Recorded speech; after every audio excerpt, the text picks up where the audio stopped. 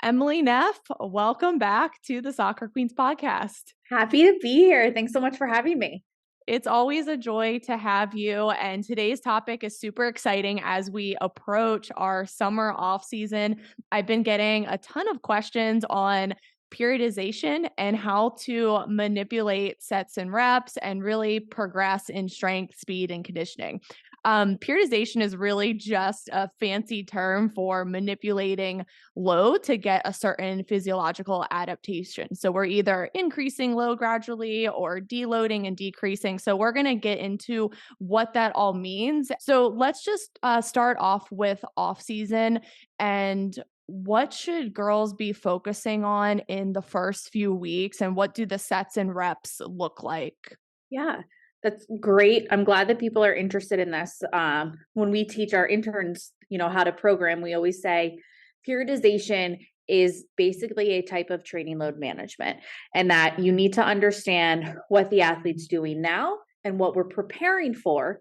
And that's what periodization is. It's more of that preparation and then managing loads when your outside stressors are high. So when an athlete is in her off season, first we have to consider how close that was to her last season. So for example, your season just ended and you're feeling achy because you've just done a million hours of training. Your first 2 weeks should be fun.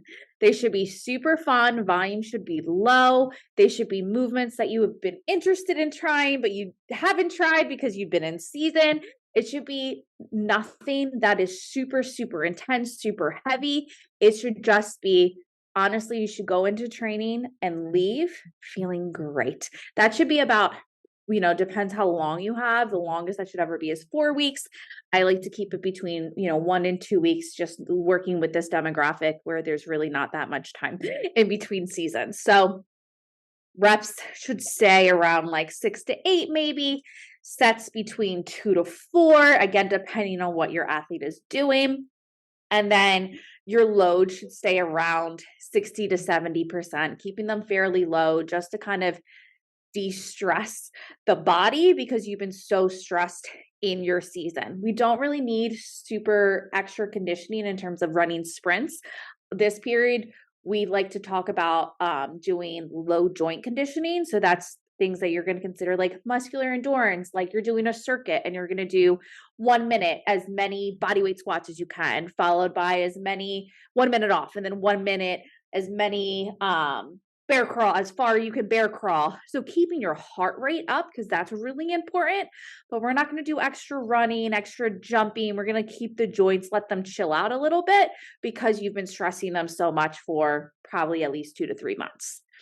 That's such a good point as far as the conditioning, because I've seen off-season programs kind of just start off with a bang and they're doing shuttle runs right off the bat with heavy change of direction, and they had just come off of those movements in their sport. So those are more for later on in the program and as we approach that preseason, which we'll get into. But yes, that is so key. And I like that you said athletes should not be sore in those first few weeks of an off-season program. It should just be fun and just getting used to the movement. So that's really great. Absolutely. Yeah. Okay. So from there, we would talk about really how long your off season is. And this is when us as coaches, we say we need to reverse engineer. And that means, when does season start? How many weeks or months do we have from where we're right now? And let's reverse engineer that program. So if I'm thinking, where do I need to be in season? Right before season starts, I need to be thinking conditioning wise, as much, shuttle run sprints as I can that mimics the needs of my sport. As I'm further away from it, I need to do things that build capacity to get my body ready for it. So when I'm thinking in that off season, that's when now my job is to really build that cardiovascular endurance. Now my job is to do more steady state stuff for a little bit longer duration compared to doing repeated sprint ability, because you have to build the body's capacity to handle such workloads. I see a lot of errors when it comes to training this way, is that a lot of times in preseason, I see coaches like, let's run 3 miles. And I'm like, that should have been done months ago. You should already have your 3 miles. You should have the capacity to do it. We should now be running, what's the distance of the soccer field? What's the duration of your actual plays? How many times do we have to do that over the course of an hour? Those should be your sprints that you're running, because soccer is just a game of sprints. So we shouldn't be running steady state in our preseason. Steady state stuff should be in that off season, getting your body ready. And it doesn't just have to be running. That could be doing things like rowing, airdyne, bike stuff, even swimming. Again, this is like the time that your body probably needs a little break from the same movements over and over again. And pick something that you're really interested in doing, that you really like. Some people, you may love running. That's great. Now is your time to get those miles in. You may hate running. Let's find a condition in a different way. This is when I'd say, okay, you really love your Peloton, you're in your off season, go do that 2 to 3 days a week. You go do an hour class. Get that cardiovascular ability up, knowing that we're not going to do that as we get closer to your preseason period. When it comes to your actual training, this is when sets and reps, again, always considering the need of the athlete. Is she new to this movement? I don't want her doing reps of 12. We need to be learning the movement pattern, but let's assume the athlete is aware of how to do these movements with very good form. This is when we're going to probably be more in that GPP to hypertrophy phase. So GPP, we're going to consider that as more like muscular endurance. So that's when we're going to be in reps of like 10 to 15.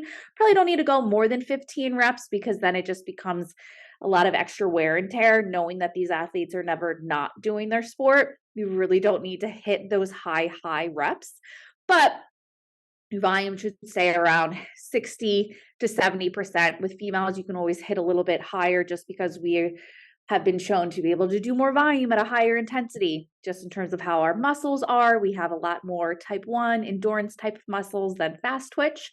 So this is when you're going to, again, keep your reps between 10 to 15-ish, keep your sets between 2 to 4, depending, again, on how many days a week you're training. And that's going to be that GPP leading into a more hypertrophy phase, where, let's say, for 4 weeks, you're going to be really focusing on sets between 6 to 8. You're going to try to reps between 6 to 8, build your sets up. So we're going to do sets between like 3 to 5, really trying to get a very dense training volume, so your body is able to build muscle, have hypertrophy, not just in your muscle, but also your tendons and your ligaments. You might add a lot of extra pauses and things that you're doing just to get more time under tension. And when we consider your conditioning at this period, this is when you're in that hypertrophy state in your strength, you're probably now going to start to transition to doing probably some type of sprint training during this period. It won't be every day, and your sprints will probably be longer versus like short, like 30 meters. So you might be doing like 100, you might have a 300 sprints in there. And that's the perfect time for it in that hypertrophy volume phase. That's a really great breakdown. And I do want to ask, what would you recommend would be the minimum length of an off-season program? Is 1 month enough? Is it 6 weeks, 8 weeks? What is the best so players can gradually build up in a healthy way? Yeah, I mean, it's such a good question, because this really depends on the individual. What's her prior training experience? What else is she doing? Because I don't want to say you need to be doing this for 2 months, but then you're also doing 15 hours of soccer at the same time, where it's like, that's just a little bit too much for your body to be able to handle. Are you new? Your body can handle more volume because you're young and you have great recoverability, versus are you someone that's like in your college years and you might have a lot of additional stressors? But minimum should be 4 weeks. Ideally 6 to 8 would be great. But minimum will be 4. That's good to hear, because there's a lot of people listening, and their female athletes play in the girls ECNL, and they have nationals that go through, I think, the first week in July. So then that really gives them, I think, 4 weeks of a true off-season program coming off of this big tournament. So that's good news. And most of these girls are already pretty well trained. But ideally, everyone, if you can get 8 weeks, I mean, 12 would be phenomenal. But yeah, 4 weeks is a great minimum. Now, what about, so the strength sets and reps? there's certain phases to that. So the muscular endurance, hypertrophy, and then our strength where we're getting closer to our max lifts. Why is it important to change those reps and progress instead of girls just going to the gym on their own and doing like 3 sets of 10, 3 sets of 10 every single week and just kind of just having a random group of exercises and the same sets and reps all the time? Why is that not ideal? Well, it's not ideal because it's just not periodization in terms of periodization has very specific principles that we must follow. The most important principle we need to follow is called progressive overload, and that we need to progressively overload the body in a very specific way to tell the body how we want it to adapt, how we want it to get better. So when it comes to building muscle or hypertrophy, and remember, girls can't really gain more than 2 pounds of muscle a year, and that's really not that much. So don't worry about this.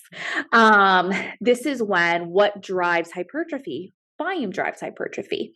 So let's say you're going to go 3 sets of 10 week 1. Week 2, you need to progressively overload that. And you need to progressively overload that specific to what you're trying to do. I'm trying to get my body to be able to do more volume. So maybe I'll go 4 sets of 10 this week. So I did one more set.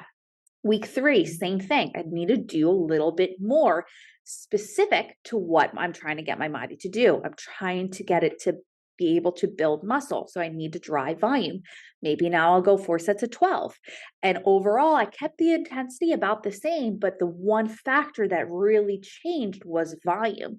And that matched the goal of that block of training, 4 weeks. And that I really drove muscular hypertrophy because the variable I manipulated here was volume. And that's really important because if we just do the same thing over and over again, your body isn't stressed. And that means your body will be very good at maintaining what you've asked for like, hey, I can do 3 sets of 10 and that's easy. But you didn't challenge it. So the body doesn't need to prepare for a harder task. So that means it's just going to stay the same.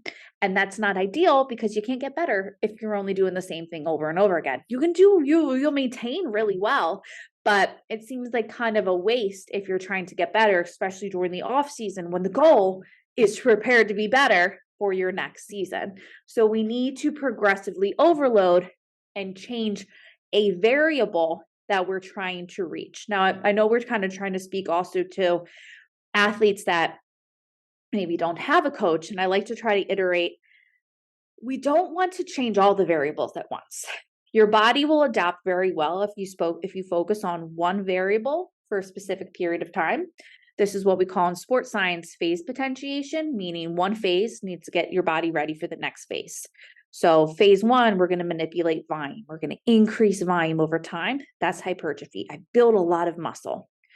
Phase 2, now I need to tell that muscle to be stronger. How do I tell a muscle to be stronger? I need to increase the load every little bit, progressively overload the load. I don't want to increase volume as well because now I'm adding 2 stressors to the body and I'm not going to be able to hit that improvement to the same extent if I just did 1. And this is especially true for female athletes that are in terms of training age, pretty new to training. So we're going to get the best results by focusing on one variable at a time in a very specific, organized way.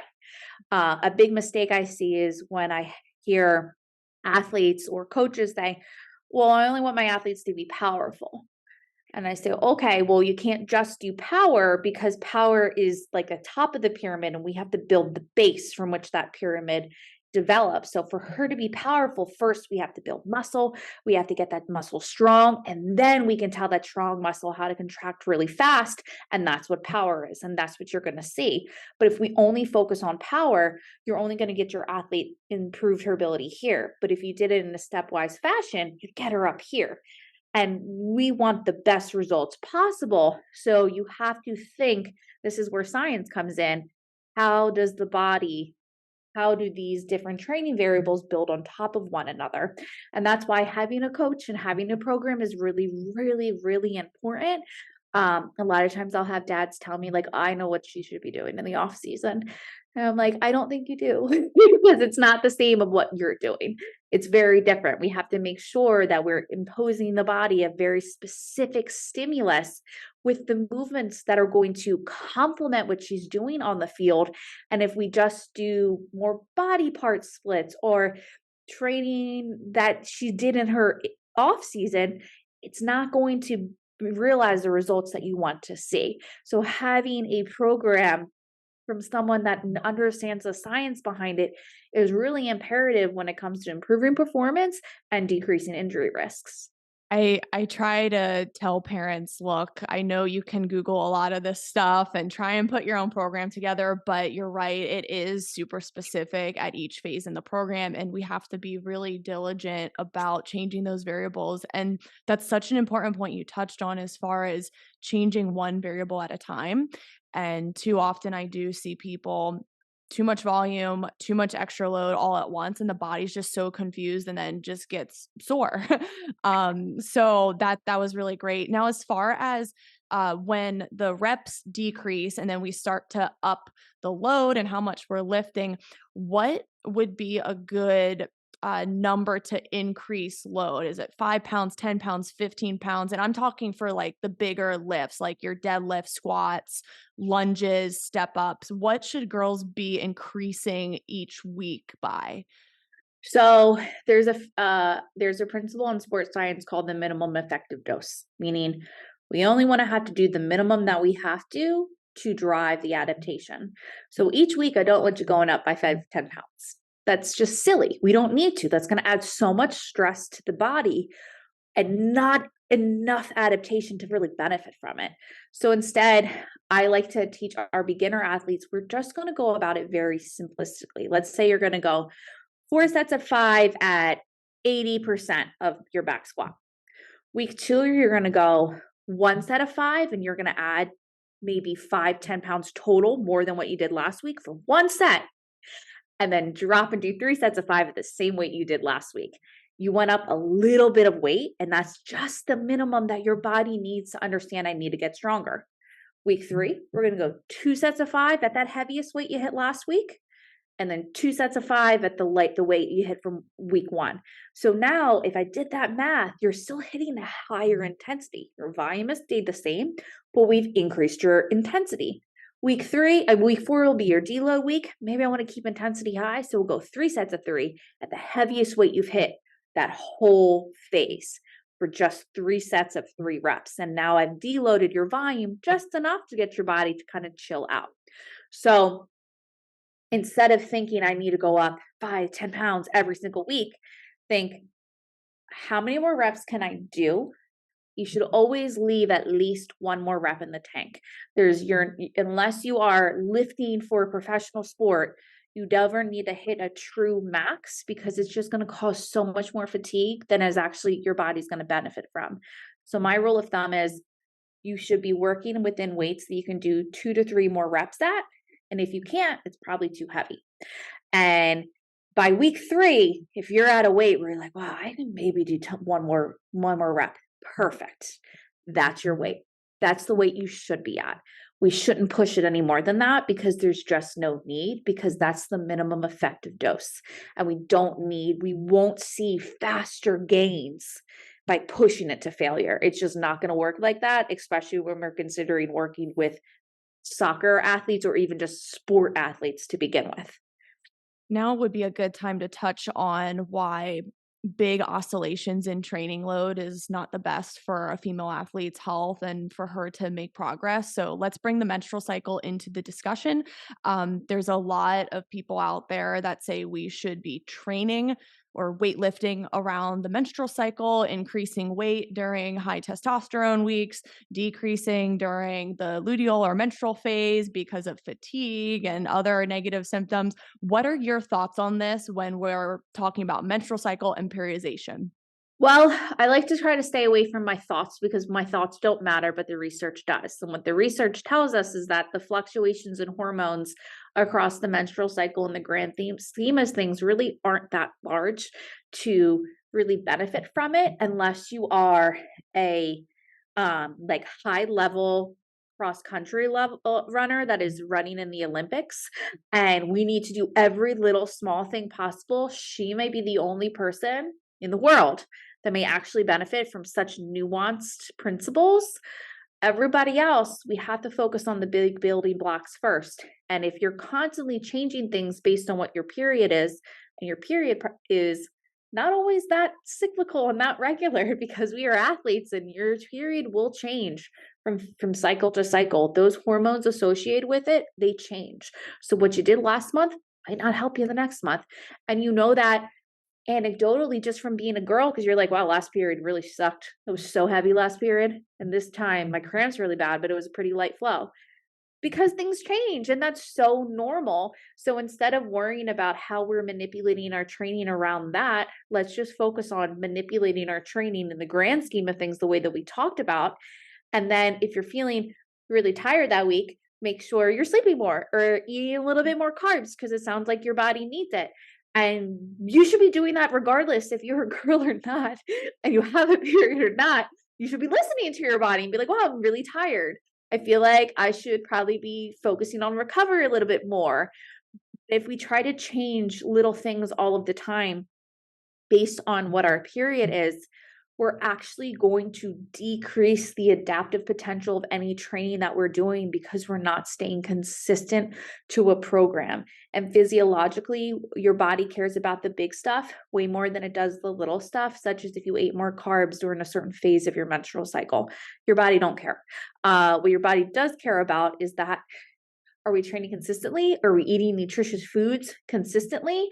Are we taking days off consistently? Are we having actual off-season months consistently? Because those are the big things that we're really not doing within these populations. And before we start focusing on these little details, we should probably spend more time on the things that aren't quite as sexy, but are way more important. And that's, how do we have an athlete stay consistent and give her the biggest things that she needs? What are the biggest bang for her buck? And that's not eating more carbs during certain phases of her menstrual cycle. Mhm. That's so important, and we can't hold female athletes back 1 week each month. It just wouldn't make much sense, like, 1 week to do 3 sets of 10, and then when you're feeling bad, "Oh, I'm just gonna do, like, 1 set of 10 or maybe 2 sets of 5 or something," and then the following week, back to 3 sets of 10, and you do that every single month, tiptoeing around that 1 week, and you're never really going to get the body to adapt and make progress. Your body's just going to be confused. So I think it is important, if you do need extra carbs, or maybe just take a longer rest time in between sets. I had a girl come in the other week and she was feeling really icky, and we were deadlifting, and instead of taking 2 minutes, she needed 5 minutes in between sets, and that's totally fine. And she still got a great workout. So don't necessarily change the volume or the load, but just other things you can do to help you recover and have more energy is really great. So anything else on that topic you want to touch on with the menstrual cycle, or I think we covered that? Yeah, I feel like we covered it. Biggest thing is stop adding one more thing to stress about. It's just gonna add more stress. Let's stop. Let's stop. This is now one more thing for an athlete to worry about and stress over. And there's a psychological effect if she's Mhm. thinking, oh, well, I know that in training I'm supposed to drop my reps and sets because I'm on my period and I'm just, things are hard, but I have a soccer game today and I played bad, but it's because I'm on my period. No, that's not why. But psychologically, you've convinced yourself that's why, and you're setting yourself up for that, and your athletes up for that, and we shouldn't be doing that. Right. I hate that for female athletes, because it's taking them back in reverse. And it's disempowering, not empowering. So I think it's really important to open up this conversation and let us know what you guys think in the comments, how you tackle this discussion or any research that you're finding. But Emily and I have always wanted to say, just go back to the basics. Like, focus on basics first, master that, and then maybe we can go into the details. Absolutely. I have this saying that I'm sick of concepts of fragile fitness around females.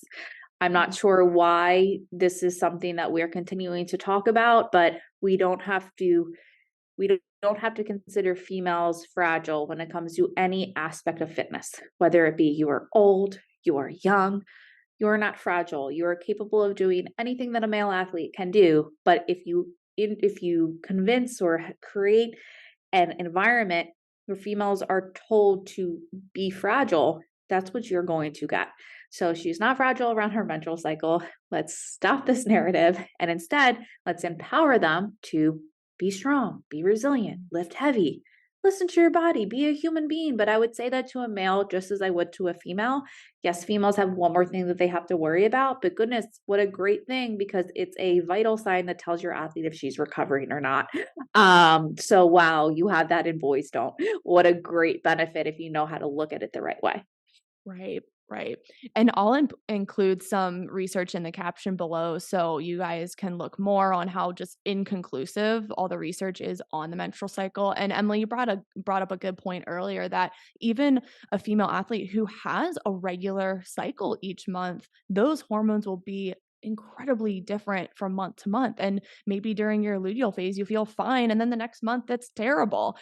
So that's a really important point to touch on. So I'll include more links in the caption below. And we're just better off focusing on the research that we do know. And that's just basic principles of training, progressive overload and specificity, and just making sure our female athletes are getting the adaptations they need in the off season. Now, I know you have a program you want to quickly share. Did you want to share your screen? Yeah, we can. Okay.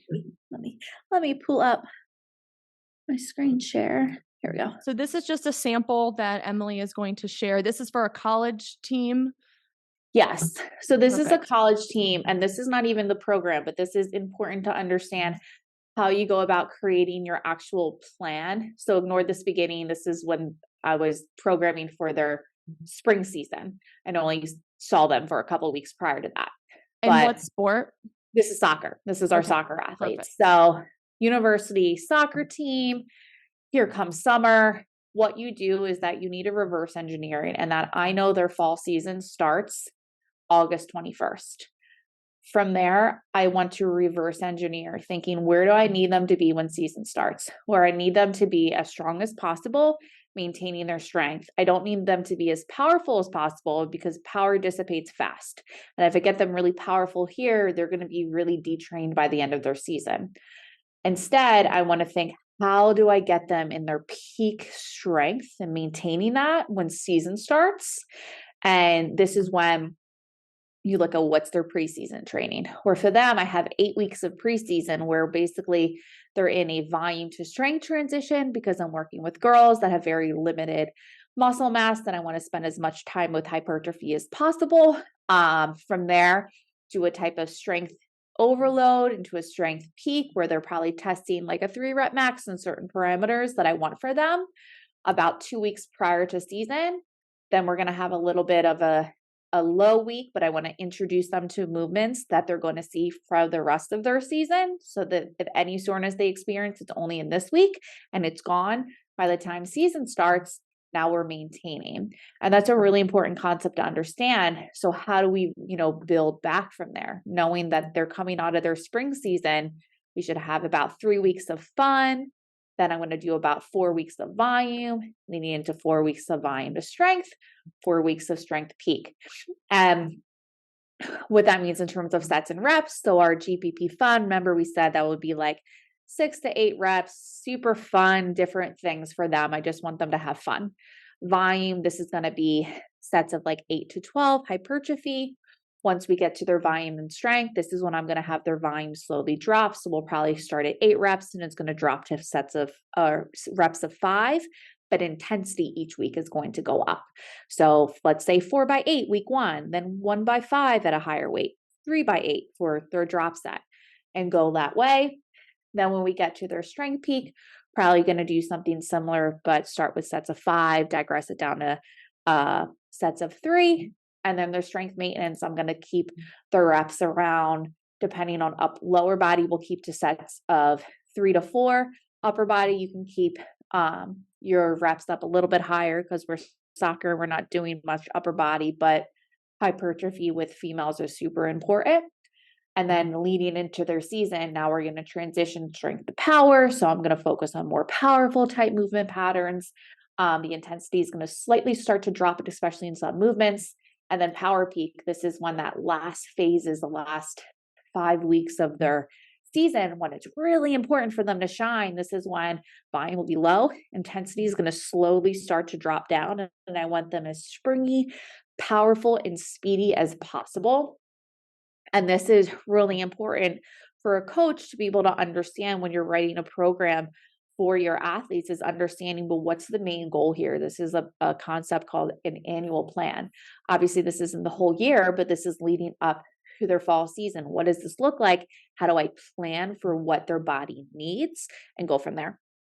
That was a really great breakdown, and I think it just reminds everyone that there's just so much thought that goes into this, and it's unique to each team and each individual, and I think, people think we're just kinda, like, putting programs together in, like, 10 minutes, but, a lot Yeah. of my athletes are surprised that it takes me a full Saturday to write off-season programs, like, literally 8 hours.